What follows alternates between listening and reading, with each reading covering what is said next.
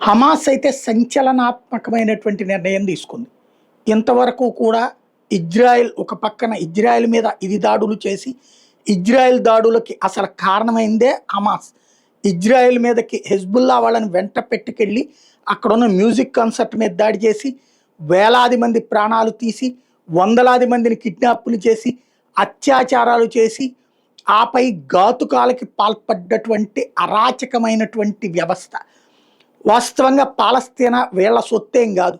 పాలస్తీనా ప్రజల చేత ఎన్నికైన ప్రభుత్వాలు ఉంటే ఆ ప్రభుత్వాలని పక్కకి తోసి తుపాకులతో తమ పాలన సాగిస్తున్నారు. పేరుకి అక్కడ ప్రభుత్వం ఉంటుంది. ఆ ప్రభుత్వం ఉత్తుత్తుది మాత్రమే, నడిపేదంతా హమాస్.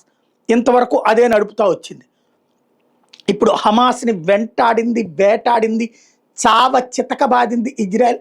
హమాస్కి సంబంధించిన ఏ నాయకుడు బ్రతికి లేకుండా చేసింది. ఇప్పుడు మిగిలిన హమాస్కి తన భవిష్యత్తు భయమేసినట్టుంది.